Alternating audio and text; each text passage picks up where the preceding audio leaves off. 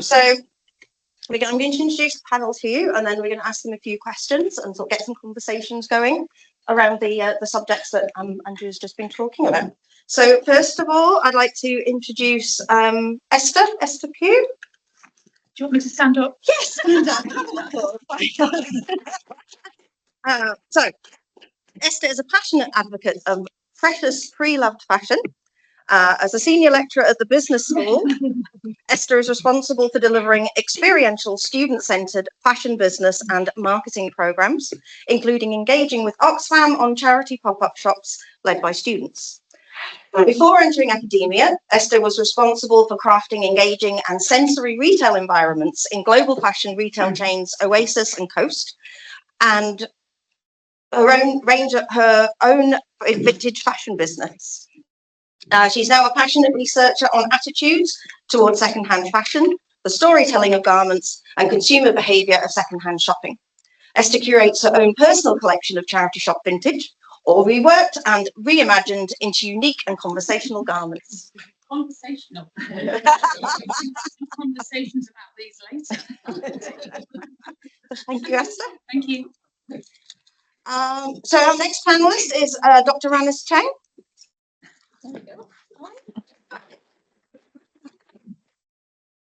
Dr. Cheng is a senior lecturer and lead tutor for BA Fashion Marketing at Leeds Beckett University. She specialises in sustainability and responsible marketing education. Her research focuses on sustainability and entrepreneurship, with particular expertise in small businesses and their next generation of responsible business leaders who can address contemporary sustainability challenges in the business world. For example, she has recently led a sustainable fashion week, hosting events with local artists and fashion stores, teaching students a variety of hands-on skills, needle punching, crocheting, hand sewing, to embark on their sustainable journey. Ranis publishes widely on these topics and has led several research projects exploring how small enterprises adopt sustainable practices and reviewing the importance of communities in driving sustainable consumption. Our next panellist is Dawn Wood. Come on down, Dawn. Dawn has been a fashion and costume designer maker for over 40 years, making for film and theatre, as well as museums, weddings, and her own label, Ages of Elegance, making one-off pieces for individual clients and small production runs with dead stock fabrics. She also runs Social Enterprise Fabrication Crafts Limited, which has helped over 500 local artists, designers and makers in Leeds and York since 2008, with high street retail space, as well as messy creative workspaces. All workspaces should be messy. They should, absolutely. Alongside mentoring and business support and creative workshops. Lamenting the fact that a city has multiple fashion courses, but nowhere for the designers to sell, Fabrication is currently in the process of setting up an independent fashion space in their shop on Briggate, Leeds. Fantastic. Excuse me. Next panellist is Natalia Wilmott.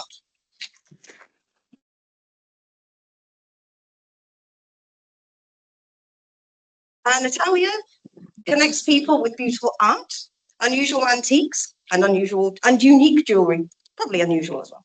She is a curator, creative entrepreneur, and advocate for sustainable living. With a background in art history and 18 years of running her online boutique, she showcases thoughtfully sourced vintage, antique, and jewellery pieces. Through her work, Natalia champions circularity and inspires others to shop, dress, and live with beauty and purpose. Thank you.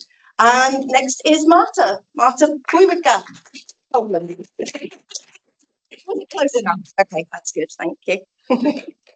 So Marta is the founder of Aberdevine, an innovative high-end lingerie brand that blends size and style flexibility with circular circular economy principles. With a background in finance and a master's in business economics from University College London, she is passionate about sustainable economics and women's wellness. Marta is committed to creating products and solutions that align with both personal values and planetary well-being. Through Aberdevine, she empowers women to live better, more fulfilling lives. A passionate public speaker, Marta frequently addresses topics such as circular economics, holistic health, and sustainable business practices, always with a focus on empowering women to live well and lead with purpose. And our final panellist, and I think we're going to need another chair, is Sam Hudson-Miles.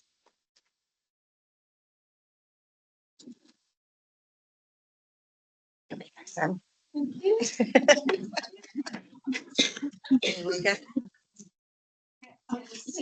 So, Sam is the course director for fashion at Leeds Beckett University and PhD student working in the field of sustainable fashion and textiles. After completing an MA in fashion at Central St Martin's School of Art, London in the early 90s, Sam launched her eponymous label alongside a CMT, cut, make, trim facility for small UK-based production runs targeted toward emerging independent designers. In the year 2000, Sam embarked on her teaching career as a fashion educator, teaching, leading and strategizing undergraduate and postgraduate fashion design programs.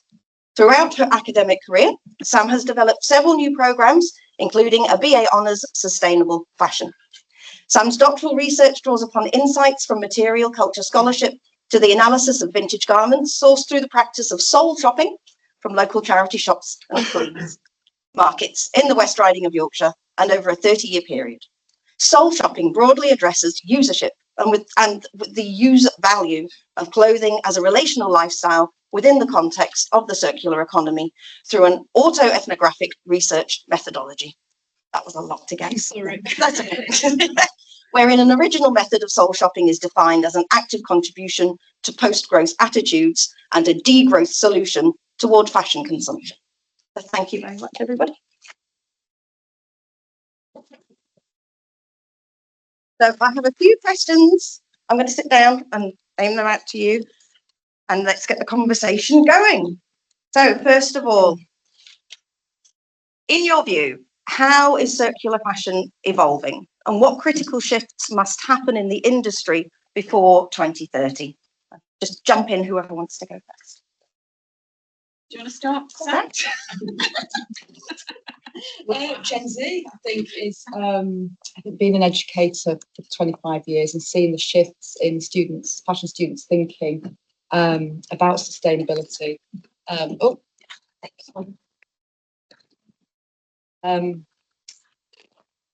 from millennials to Gen Z, we can really see now that our students are much more sustainably invested. Systems such as Vinted, the resale markets, they're all on it. And I think they're much more in tune than perhaps the millennial generation, generally speaking. So I think those kind of platforms, resale platforms, I think are fundamental to shifting perceptions and consumption behaviours. The fact that, they advertise on the telly, social media, they're putting on other activities and platforms within, under their brand, I think is they're one of the major players, and I think in shifting people's thinking. Absolutely. And anybody else like to comment? Well, I'd like to see really strong alternatives to fast fashion, because fast fashion is still the predominant business model. And I think we're already seeing, obviously, a huge change in mindset around circular fashion, slow fashion. We need to see further business models that are enabling creative reuse. As you can see, this is my passion, creative reuse from charity shops such as Oxfam. And I think we need to put an end to waste, so see zero waste through more opportunities for repurposing and recycling. Personally, that's what I think. Absolutely. Well, I think it's also very important to say that what has been already said, that we are starting with education, and that really it is, fantastic that we see a big new generation of people who know exactly what it is, cycle clothing, what it is recycled clothing, how important it is that we go from a linear to circular model. At the same time, the demand and supply has to be in place. And sadly, as a manufacturer, as a producer, as a designer myself, I have noticed that the industry is not really following us, and we are lagging behind. And suddenly, we have another shift. So I think it really does require a big collaboration from all of us in, kind of pushing the message through that it is important that we change not just, one aspect of how we make clothes or how to design them, but it's a massive social change, really. And I think initiatives like this and many others we've heard about today, are just amazing. And we are very grateful for an opportunity to discuss this So yeah, thank you. I also think that we really need to value craftsmanship, longevity, and emotional connection. So people really we need to send that message all round. And also, I don't know how many people have had a camera with film in it. Raise your hand if you have at one point. Well, what happens when we had that? We had to develop film. We had to wait a week, 10 days to get your photos. And that brought this anticipation. And I feel that's what's missing at the moment, this anticipation, this waiting for something good. So we need to create better and build this anticipation that people can wait for clothes to be well made, recycled, upcycled. You know. And we've got someone knitting in the audience, which is wonderful.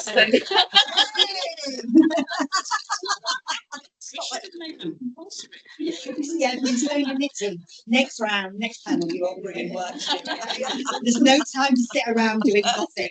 You've got to be creative. But I agree. I mean, when I say I'm very old, I've been doing this a very long time. But when I started, fast fashion, you know, the big brands, the big factories abroad weren't the thing. It was all locally produced. You know, I went to Batley, the art college there. And our designers went to SR Gents in Barnsley to design a work for M&S, you know, and the quality for M&S was that it was British made and for all the brands. And so it's just something I've naturally always done. And again, as a small designer, you don't buy in huge amounts of rolls and import. You buy little bits here and little bits there. And my mum worked in a woolen mill as a mender, so it's kind of part of DNA. And I think at this level of micro business and loan designers, it's easy to do, and we just do it naturally. The challenge is the bigger picture, the overseas. And I production managed new gen designers and things like that, working with small factories who were then priced out of the market. We do have some amazing CICs have been set up in the country for doing small production runs. But until that starts to change, but again, as you was with the value of craft, with fabrication, I was kind of like, because we're almost opposite Harvey Nicks, that we are more designer than Harvey Nichols because there's only one of anything we ever make, you know? And it's about that perception. The perception from the outside is that it's this, you know, cute little gift shop, whatever, but everything in there is sustainably made, whether it's wood or glass or whatever. So it's about that branding back to show that actually what we do is designer brand. It's not a person working in a bedroom just making, you know, we call ourselves designers, but the perception back isn't that. And it's that whole dialogue around. And I was saying this to Esther earlier, there's a great big development conference going on in the city this week as well. And I think the juxtaposition of this alongside that, which is all about knocking down the old and building the shiny new, rather than the refurbishment of the old buildings because it's cheaper to knock down and rebuild, is also part of that dialogue across all of manufacturing. You know, whether it's refurbishing, you know, Minster or you know, a mill building or us making clothing. I know it all is part of that same dialogue. That's my politics, sorry. So, and I agree. I think the fashion industry obviously is now, you know, taking steps in case at a slower sort of pace. But we obviously recently see a lot of big brands are starting doing a lot of initiatives. So, for example, the Take Back programs. Okay. Also, for example, you know, John Lewis and Selfridges. Okay, they have launched their rental services. So I think it's actually really sort of good initiatives trying to get people to reuse, okay, not necessarily have to buy new things all the time. The one thing that I'm keeping a close eye on is probably the blockchain development. And everybody is talking about this, you know, how the importance of the blockchain, how it's going to improve transparency so that the consumers ourselves can actually track the authenticity, okay, of the sustainable claims behind the labels. And I think there's a lot of trust sort of issues there as well, alongside that supply chain. thank you. So our next question, how can we actively support and engage fashion brands that are not yet sustainable to begin their transition? Well, that's going to be a challenge. So, I think we can't get away from the issue, and you'll be aware of this, that the fashion system cannot be wholly sustainable. And I think there's been so many discussions about this over the past over a decade. So I think the key thing is education. First and foremost, and educating people on how they can be sustainable in their craft, how they perhaps are being sustainable in their craft but not realising. I've just, and sorry, this is a plug, but it's really important. I've just set up an initiative with a very close colleague of mine at Liverpool, John Moores, called Fashion Alliance North. Please follow us on Instagram.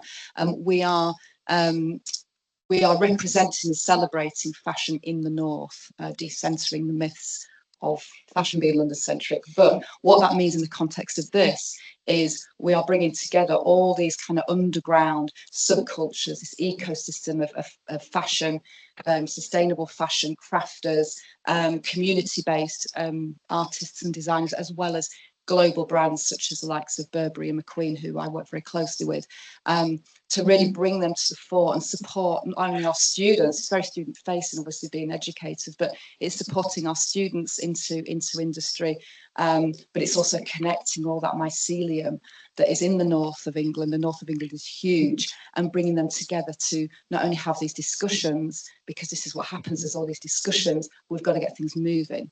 So it's a really important initiative. And we welcome anyone to join this. It's open to anybody and everybody just to contribute. It's Fashion Alliance North, and it's Instagram, fashion_alliance_north. We're also on LinkedIn as well. We're literally launching on the 6th of June right here. So yeah, check Eventbrite as well. Thank you. I think for me, looking from the industry point of view, I think it's also about regulation, and there is so much we could do ourselves as individuals, and we'll talk about this a lot today, and I think it should be highlighted. But it's also coming from the top, and for big businesses, about chasing the KPIs, the key performance indicators, it's chasing the money. And at the end of the day, if they are somehow regulated from the top, and we have I will mention this in my talk about, we'll talk about the sustainable, the actual, growth, sustainability, goals for the next, however, for the 2030. And when we look at them, we actually realize that when we're talking about sustainability and circularity and the business, it really comes down to people. It comes down to society. It comes down to the environment, the poverty, the women. And there are so many different points and so many different aspects that need to be looked at. And yes, we are talking about fashion, but that all needs to be involved, and that all needs to be regulated from the top. And I think I'm really happy that we have such initiatives, and I think there should be more. But I somehow feel, as a small brand, I feel, I don't want to say, I think helpless is not really the word, because I think we have, we can do everything we can ourselves. However, perhaps the big organizations, if they could come and be, part of initiatives like this one, and then be regulated from the top, and have a look at the indicators, that would be really useful and helpful as well. Absolutely. I think I know you do that really well, because I've looked at your website. We need to encourage transparency rather than this perfection. And when there's something really good that they've started to do in a better, better for the planet, better for everybody, better for textiles, it's good to encourage that bit. And also, of course, community and collaboration is really the way forward, to do more and more of that. I'd like to see, basically, if we could have department stores for small businesses and makers, where everything's there. You've got sewing machines, you can have something, repaired then and there, or even like big brands have like a whole floor dedicated to that. That would be really good, like big, like Selfridges and all that, could do much more for that. But anyway, that's really what I would like. I know you're starting, you're doing really well. Because I think it's important to really continue making, and you need creation, don't you? But yeah, so I just leave it at that, because you're probably going to. No, I find kind of the global aspect quite interesting, because we have to remember that fashion is actually a huge economy in many countries. And again, when I grew up, you either worked in a shop or you worked in a sewing factory, and I did go and work in a garment factory as one of my first jobs. And for women around the world, it is often a source of income and the only source of income. And we have to remember that, you know, anything that we do to around repurposing things does affect economy of you know, well, I say around the world, here and many other countries. So many of the big brands do use, you know, so overseas. So it's that balance that you have of making what the industry does fair, regulated, safe, not cutting economies, recognizing that sheep still need to be shorn, we still need to make fabrics, we still need to grow crops for different things, and using that whole infrastructure of, you know, of plant life, of animal life that we use for textiles, and the industries that are in many other countries, and using it fairly, sensibly, economically secure for those communities as well as our own. Again, so we've lost many, you know, for the fashion industry and the manufacturing industry in this country, we lost because we lost it abroad. And so we lost that balance over here, and it's about not doing the same. I'm not sure if I'm making myself clear, but I think you probably get what I mean. That we've got to be very careful that we don't cut the industry down by putting certain things in place. So it has to come from the top, and making those brands accountable for how they run their whole production line, as well as you know, with sustainability of the buildings that we're all in, etc. Basically, so it's that whole balance. It can't be done in isolation. Is probably essentially, yeah. What I'm trying to say, and kind of, you know, go back to certain old values by looking really. I think from the research that I did with the fashion businesses, primarily the small, there are several reasons why they are not engaged with sustainability. And often it's because they are not aware. They don't have enough sufficient knowledge about it. The other thing is they don't know how to go about it. So they don't know the tools, they don't know, you know, where to start. Okay, I'm really worried about if I get things wrong. So I think it's events like this. So the higher educations, the university, local universities plays a really important role to bring the people together. You know, the fashion sort of community, businesses, people are very good at it, alongside with people that are not doing sustainability. It's to have that sort of peer-to-peer sort of conversations about it, mentoring, networking, and hopefully, you know, one day we can turn them into sort of, you know, sustainable and accountable of what they're doing. I don't need the microphone. I agree totally with everything that's been said. I really do want to shout out for the university, though, as you mentioned as well. The university offers loads of support in putting on events like this where people can share and collaborate, but also offering business mentoring, because it can be very overwhelming for small businesses to adopt sustainable practices. And I think we have the expertise, the research, the teaching that can help small businesses to grow. So we have programs like the knowledge exchange downstairs. So we can then help businesses to do even small things to make a difference, because it, as I said, it can be very overwhelming. I want you in my department store as well. The department store. I do pop-ups. We'll do a pop-up department store. Obviously, you'll be running it. Just get that big bottle of Brigger. It'll be fine.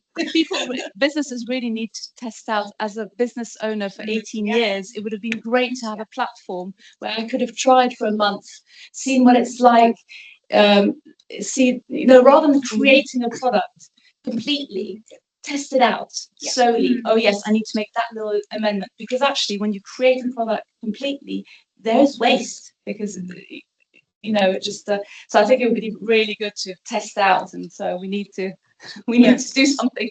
I don't know, maybe a big collaborative, you know, department store. Yeah, sorry, off the back of that, talking about this platform, I piloted a project with Wayne Hemingway last summer in Trinity, and it was called Repair Lab. Don't know if anyone saw that. Yeah. And we had a charity on board, and that was exactly what that was. So it was a collaboration between Leeds Beckett Fashion and Hemingway's project. But what it enabled our graduating fashion students to do whose collections were sustainably focused was to test bed them in that space as a retail space. So they would put their collections in there either to sell or just to showcase. They would understand really about, because often with fashion design students, they're just product without thinking, especially undergrad level. So, it really gets them aware of how to cost a product for retail, how to obviously cost it when you're actually doing the labour, because it's very craft heavy. So it's a brilliant opportunity, and that went on for 12 weeks. And that project I'm now extending into with Oxfam, and currently working on that to scale that up. So I've got 10 students working at Oxfam Waste Saver in Batley. They're making 60 outfits all out of waste that Oxfam can no longer use. It's stained or it's damaged, and they're reimagining those garments for an event. Hopefully, well, I can't actually say, but a big event. It's set as part of Oxfam's Secondhand September initiative, which you might be aware of. If not, please follow that. So it's brilliant, and we've got Neve here from Oxfam. It's absolutely brilliant. The students are so excited, and the fact that they're out of their, not that there's anything wrong with their university environment, it's great, but they're out, they're working under their own steam, they're collaborating together, they're firing ideas off. We've got 2 stylists from Cambridge coming up to work with them. They're going to come back into, because these are second year students, they're going to come back into final year really energised and hopefully absolutely focused on producing sustainable garments. But the repair lab, although it was only a 12-week pop-up, it was just getting started. And like if we can there are issues, as you're probably aware, with things like rent and rate rebates using retail space in towns and cities is a sticking point. But there is obviously starting to happen. I think we just all need to connect, and that's why these events. That's exactly why it's Fabrication up. Yeah, exactly what we do. Yeah. People can just rent the space for 6 months for £35 a week to be on Brigger. A month, sorry, to be on Brigger, working it, and we set it up because it was what I needed as a maker forever, because I started before Facebook procrastination. So, the man in the corner shop was my point of contact every day. And my late husband moved up and we lived somewhere. And it was that you can't, as a maker, run a shop on your own because you don't have the time to do everything else. But collectively, you can do it. Collectively, you can pay the rent, you can pay the bills by doing a model, and then within what we do, and then you learn how to run your business. You learn from everyone else's, this is the pitch from me either, but you learn from everyone else's experiences. And actually we started one of the reasons that I would do fashion markets, and people coming, Dawn, you've been around a long time, how do you price this? So they all started from that pricing model, which I've used since I left Batley in 1981, and it's my same pricing model, and it's that, but also our glass seller, then her waste goes to our ceramic seller who melts it down for her glazers. We have wood objects made from floorboards, and it's all about that whole circular thing. So although you see a pretty little gift shop on Brigger or whatever, it's all this stuff that actually is why we set up and fed, and about the social isolation, about working on your own is a huge part of that. So I fully agree with all this. It's what we've tried to do for 16 years now. Across the city and in York, and it is that sizing up of what you can then afford as we have a 10-year lease on Brigger, so yeah. I don't know how, and in York, and it's like with staying the same bills as anybody else on the, we're in York. We just moved from a pop-up right next to Monsoon, same complex, and we're in between the White Stuff and the White Company. So we're on the street with the brands, and then it's about getting the brands that we work with to, as I said earlier, to think about the fact that actually they are good enough. Their work is good enough to sell opposite Havernicks alongside, and I think that's the mentality that comes from the bottom up as well, that you don't think you are because you're just making from your kitchen table. So it's that whole part and parcel of how you perceive what you are doing. It's totally building people's confidence, isn't it? Completely, And I think yeah. we mentioned before, it's all about the people, isn't it? Yeah. And selling skills. Yeah. And it's not enough just to put your wonderful product somewhere and it'll just sell. It's great in your environments that the people who make it are there, aren't they? They can To tell see it and they go, stories. do I make it pink or blue? I can't decide. Is this trim too much? Is this not? And again, no matter what the product is, 17 of our sellers have gone on to open their own shops around Yorkshire. We supported one in Switzerland as well. You know, so although we work with, it's again, it's about, and that model happens in Switzerland in 2 shops. And some of the 17 have set up just their own, but others have now also got the same different way of working, because no one wants to work like I do. God, it's like toddlers and teenagers every single day. Some days, Which one are you, the toddler or the teenager? yeah. But it is all about that again. So from what you've done, from you know, the ripple effects out of those other, you know, some of our sellers are now in 4 or 5 shops that have come from Hudson-Miles, you know, so it is about that whole, again, circular movement, really, about the way the world has to go. And it's all about heart and community. When people come in, they kind of go, oh, they can see, oh, I made that. Did you? Right, I'll buy 2 more then, you know, and it's that experiential of customers as well. So can I just add? So I actually had the privilege of being in Fabrication unit, new one in York, as a part of York Fashion Week 2 weeks ago. Oh, did you? It's been an absolute revelation for a brand like me. So I am based in the North Yorkshire Moors, in the middle of nowhere.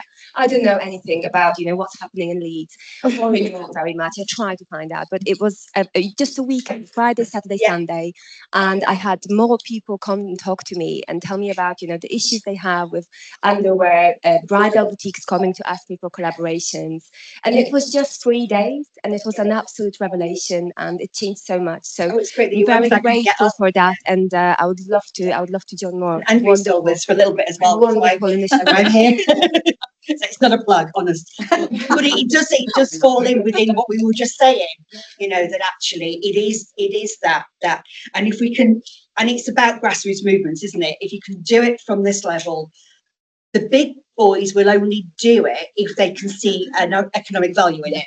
And you have to force them, embarrass them into doing it. So we know a lot of the big brands do their bring back schemes now because they're embarrassed into having to do it, because they're you know, black ticks for sustainability production and things are so huge that they are being made to, and it's good for the balance sheet and it's good for their shareholders. So going back to the transparency, there often isn't enough transparency around what actually happens to these garments when we bring them back. There's a new legislation coming through on transparency, so brands are having to take accountability and responsibility for garments they sell beyond the point of sale. So recycling, repair, so that there has to, it has to be transparent. So it's really fascinating that customer journey really is extending along after the point of purchase to all of those other things. Yeah, and the returns procedures and things like that. Returns is massive. Yeah. I've forgotten what question we're on now. Yeah. I think we're just going to go now, aren't we? I'm actually quite good talking about transparency and sort of the big brands being able to shout about it and having, you know, millions of pounds behind them in marketing, etc. But how can smaller brands embrace that transparency without those massive budgets? As a small brand, how do you get that message out there? I know as a small brand, it's all about storytelling, about showing success, that I can make money. I can't tell you how many people wanted me to expand. It's always like about expansion. You need to get bigger. You need to have production there. Why? I'm happy with what I do, you know, curating and finding old things and bringing new designers as well sometimes in what I do. And why do I want to be much bigger? But it's through telling the stories of my successes that I've been able to continue for such a long time. And so where do you have things made? We really need to know everything. Who you bought it from, how you made it, how you can wear it, how you can style it. All that's so important. And that's what I try and show as a small business. But I think if everybody did that, and I know you do that a bit as well on Instagram, and I'm sure your makers as well do that. The mantra I give every single day about tell your story, have it on your units, have it everywhere, because customers come in and buy you. They don't necessarily buy the item, they buy you. But also fashion has become a commodity Yeah. rather than a companion. Yes. You should see what you buy Yeah. as a friend nearly. Yeah. That you're curating a collection in your home, Yeah. in your wardrobe of things that you really love. I think if we bring more of that and Yeah. we talk about it, how, you know, I bought this because I'm connected to this, because it's so funny because Esther's got these dresses, but I had a bedspread when I was quite small, and it was kind of this pattern in these colours. And that's why I bought this from a slow fashion brand, because it reminded me of my childhood. And it's something I'm going to keep forever, you know, now. And that's kind of, I want people to try and buy like that, to really be conscious. But how do we kind of say that? We probably, if you want to say something, but just to say, it's almost like when you wear these clothes, you start conversations with people. You know how they always say, if you'll walk your dog, you'll always meet people. Well, if you go around wearing old bed sheets, curtains, you get conversations with everyone, and it's a real nostalgia fix, especially people of a similar age. And you talk about Marks and Spencer's in the 1980s. That's what those bed sheets are, the yellow and the pink. It was a bestseller. And I always say, why can't you buy sheets like that today? If you wanted to buy new ones, you've got to buy boring old colours, haven't you? And again, I again say to things, if you're making something that used to be a duvet, put it on the label. You know, I used to be a duvet. I used to be a pair of curtains. I was a 1950s skirt. I was whatever. It goes on your label, on your garment when you start to sell it, so that dialogue is already inbuilt in the sale, basically, and then it starts that conversation. This is what we're doing at Oxfam. So the students are putting labels in to say what the piece was and is. But what we're talking about here is nano communities. So it's about, I term this in my thesis about the nano community, tiny, tiny, tiny communities that build and they grow until they can't be ignored. But it has to start, it's starting small. These are grass shoots. We're all working in silos. You know, we need to come together. Once that community comes together, then we can shout.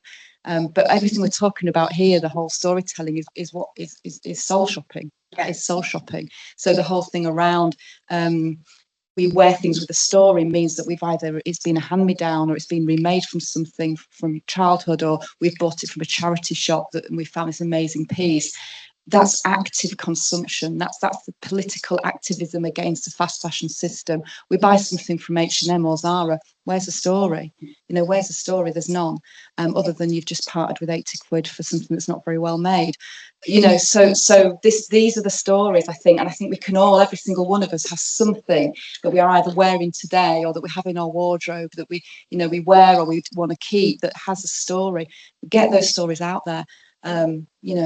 It's so important, because this is not just about fashion. This is about humanity. This is about community and about our own well-being and our connection with each other as human beings. That this kind of struggling at the moment.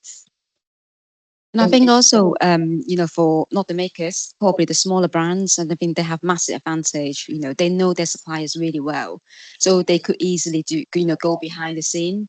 Okay, really showcasing what their suppliers are working on, using the storytelling that everybody is talking about, to really give a personal touch. Okay, to their customers. And I think a lot of the public and the customers, what they want to see is not necessarily the perfect journey of what you do best in terms of sustainability, but it's actually the whole journey. What you find challenging. What do you think is not working for you? They want you to share, the best bit, but also the struggles as well. So I think we've got about 5 minutes, Andrea. About 5 minutes. Okay, so we'll go for the last question then. So I mean, we've talked a lot about the values of repair, reuse, and sort of renting and things. But how do we change that consumer mindset, and how do we move consumers away from overconsumption and just having that fed to them and told that this is what you should be doing, and towards embracing those values? So the way that I'm trying to do that, is through pop-up shops with all the students at Leeds Beckett University, which several people have collaborated with me on. So hundreds of students, well, even thousands of students probably visit our pop-up shops, and in those shops, their experiences, their events, their exhibitions, their opportunities for people to showcase their skills. So all the sewing machines, making clothes, reworking clothes, showing clothes that students have already made. Oxfam pop-up shop, forgot to mention that. Yeah, so we're going to be doing more in the future, so that we show, I think the main thing is showing that circular fashion is fun, it's positive, it's colourful. We don't have to just tell people, oh, fashion is terrible and you should never buy anything ever again. You can still enjoy fashion. And I think also is to start the people young. So, you know, educating the children. You know, I'm a mom of two. I always take my children to charity shop so that, you know, they're aware this is the charitable sort of setting and this is what you can get. And also I'm part of a school committee. Recently, we have started initiatives extending the second-hand uniforms. So we are doing like costume, like coordinating shows with neighboring schools so we can take turns and share the costumes around us. And also we're thinking about going into workshops, you know, doing workshops, you know, upcycling some of the garments that, you know, maybe the parents have or the children have, and then bring them to school and do something together, turning into like a, you know, masterpiece of their own, you know. But yeah, start them young, really. And I'd like to come back to the topic that was kind of circling already around, that the clothes are something more. And we are thinking, when we think about what we wear, you know, we think about much more than just the clothes and how they look.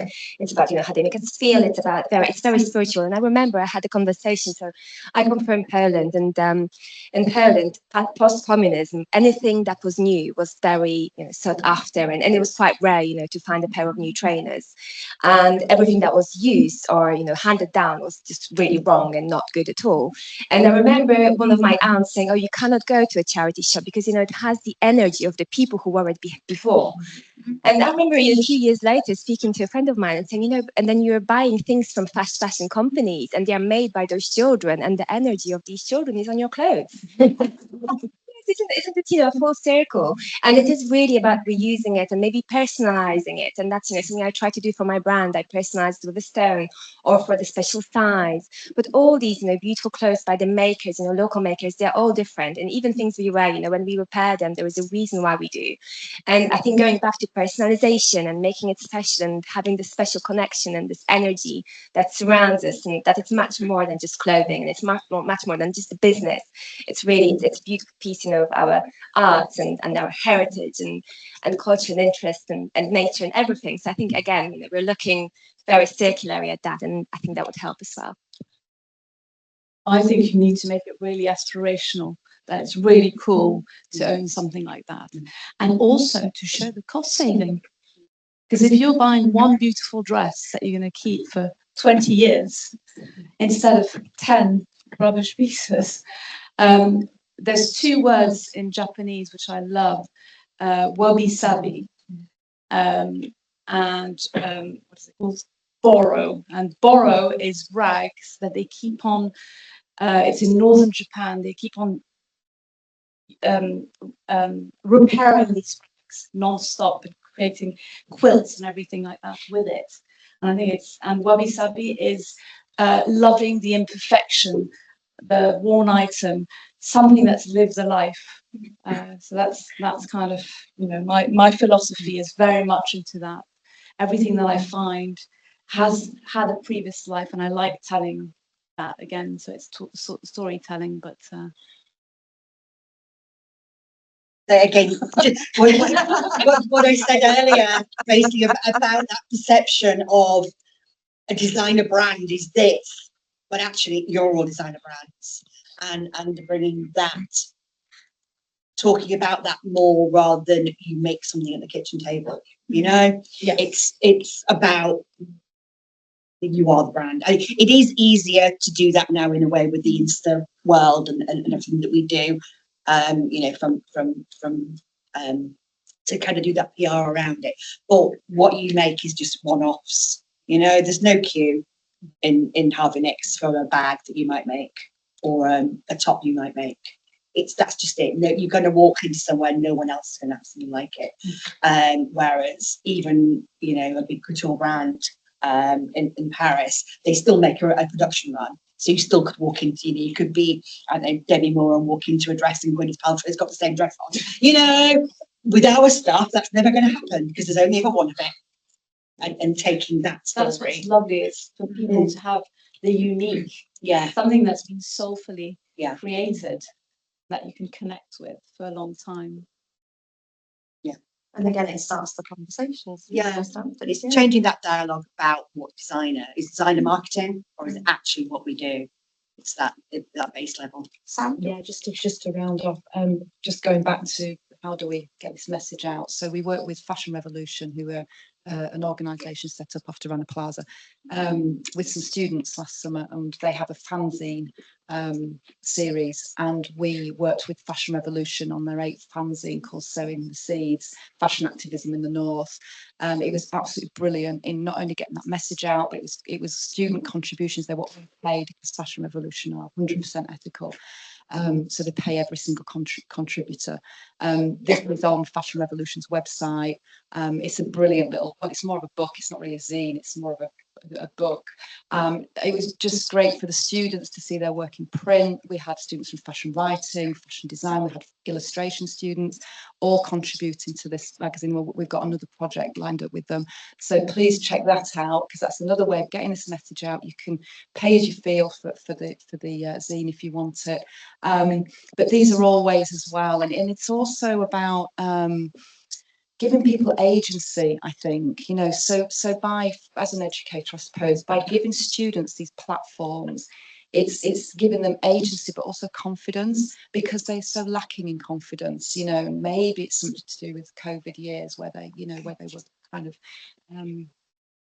you know, insulated, if you like, in their own little silos. But it's about that as well. And it's about celebrating and all the positive things around all the things we're talking about, that it's secondhand or, you know, reuse or repair isn't the for the poor people. You know, it's actually what we should all be doing, and we should all be celebrating. It's an absolute priority. Absolutely. Thank you very much. I think are we ready for moving on? Thank you very much. If we could have a round of applause, please, for our panelists.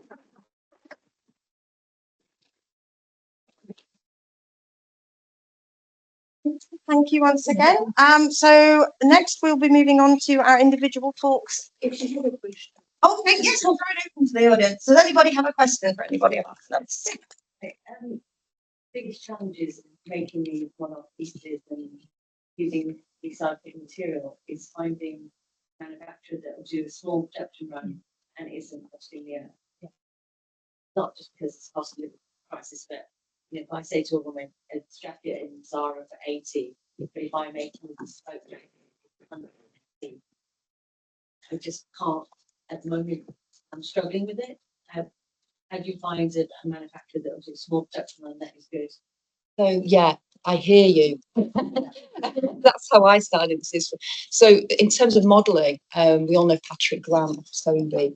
So he has a label now for community clothing. I don't know if anyone's aware. And one of the ways it's a very specific model. So he works with, or he has worked with a manufacturer in Burnley, I believe, where he puts his production runs through at their downtime. So what he's doing is he's keeping those machinists in work, keeping the factory going. But because he's putting it through in their downtime, he's getting competitive rates. The other thing he does is he does something like what I would call a gap model, where it's classic pieces that you can rerun. They're not having to reset up their production line every season or every few weeks, and just offered in different fabrications, colours, etc. So that is, and that's a larger model than what you're talking about, but that is a model that has worked. Obviously, then he's selling onto the consumer at a reasonable rate. And it, you know, it's quite admirable. It's in the north, yeah. But I don't know, because there is that my answer to you. From London, so. Oh no, we don't. We love everyone. But yeah, that whole perception. I think we're going back to this perception of I used to, when I started out, I did the similar things, and it's like, oh well, I can get it from Marks and Spencer's for this, and I want it cheaper because that's the perception, and it's shifting that, isn't it? I think it goes back to everything that we're talking about here. If citizens can see the value of craft, see the labour of the human hand and what it does, you're creating that pattern, you're working with the fabric, you're sourcing that fabric, you're doing everything by hand, it's a one-off, it's made to measure, it's bespoke potentially. That's what we need to shift. And once we can shift that perception from the citizens of this instant, accessible, fast fashion, then I think we get somewhere. But it's we need to build these communities, and we need to start shouting about the value. There is a CIC that just up somewhere Newcastle way. I can't remember the name of it. And they did very small production rooms. They were set up because, again, when I first started, there were lots of little factories you could do it. Certainly in London, there were quite a lot, but they've all gone by the wayside. And then there is one in Leicester. I believe I remember reading about. We used to have a lovely little one in Leeds when I first moved up here. Funding ran out, long gone now. That we all, again, small designers used to. So in Eastern Asian ladies ran it, but that doesn't exist anymore. But there are a couple of little ones dotted around, and they actually, a lot of them are set up as social enterprises, kind of within the communities that historically were factory spaces. Like Leicester, like the Northeast, that traditionally had them, and there are kind of groups coming together. So it is possible to do very small ones of 2 or 3 pieces, but you have to hunt for. Yeah, thank you. I mean, Patrick Grant has 40. He works with 47. I've heard. Right. In the UK now, right. But he started exactly as you said. Right. Yes. So maybe, I don't know, you could follow him, ask. Maybe he would be keen to share, I think, the information. That's what people need to do. And it's putting a direction together, isn't it, of this kind of thing. We need to share that information. Yeah. Why we, because we're all different. Yeah. We don't need to kind of worry about the competition so much as a small business, I think. I find that things I've seen, there's a couple of women who are doing similar things but not with the same material as me. And so I went to their showcase and they're like not going to share their manufacture with me as well. I mean, the UK Fashion Council used to have a list of the different, I've not looked at them for quite a long time actually, but of the different size brands that were manufacturing units that were around.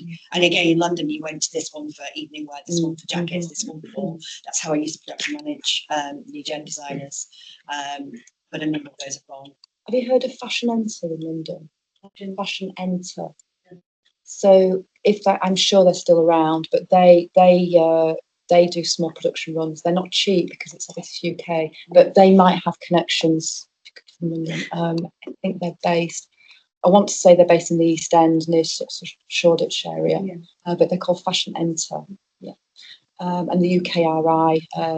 No. Made in UK, Kate. Yes. Yeah, I can't remember her name, Kate, but made in UK.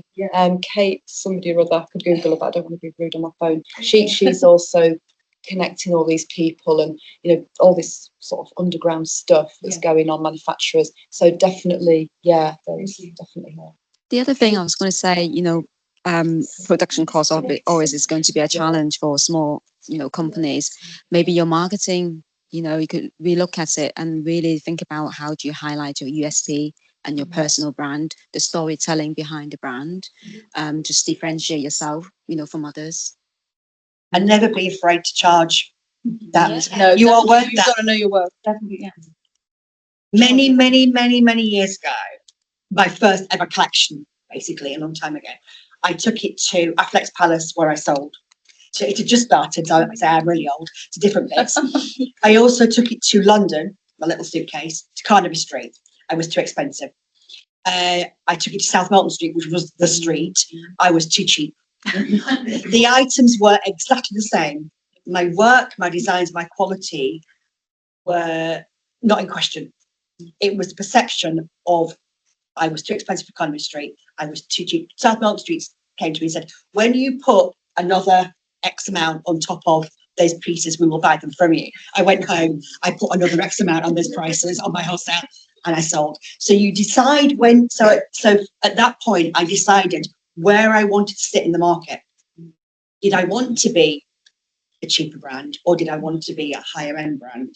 And I decided I wanted to be a higher end brand. I could basically do less work for the same amount of money, basically, but it meant I could build in that skill set into what I do. So I do a lot of one-offs. If I do production runs for wholesale, they are expensive. I French seam, I don't overlock, I do certain things. But I made a decision very, very early on, like straight away in my career, that that's where I wanted to pitch. And if you are Claire's quality, you can't sell at, top prices. But you need to decide where you are as to how you do. So if that's what it costs, that's what it costs. And the person buying it from you needs to know that you are worth that, and that's why they are buying from you. And it's about your perception, as we went back to earlier, of who you are, and then their perception of you and what you do. They are getting a complete bespoke piece from you that no one else will ever have. Therefore, it's not just the monetary manufacturing value, it's the other value that comes with it. That I can't stress this, it's the case what I do every day. You have to value what you do and how you do it, and only then will the cycle change. Yeah. If I could just add, also at the end of the day, I also think, if you come to this place when you actually do want to scale up and you decide, okay, brand is growing, I have to outsource the manufacturing to somebody else, then you have to think, okay, do I have enough? Do I charge enough to pay those people well enough? And that's something that really drives me. So I have 4 lovely seamstresses working with me in Poland, and they work with me after hours and at weekends. And I pay much more than the Triumph and everyone else who's manufacturing them during the day. Mm-hmm. But I know, this is very important for me, that I want to be able to pay them more. And, that's something that drives me in the future. So that's also something that you could, you have to keep in mind, growing and not going down on your price. So, I'll tell them to go to Zara. Yeah. If they can get it for 80 quid on the high street, go and get it. Yeah. Absolutely. Right. Thank you very much for that.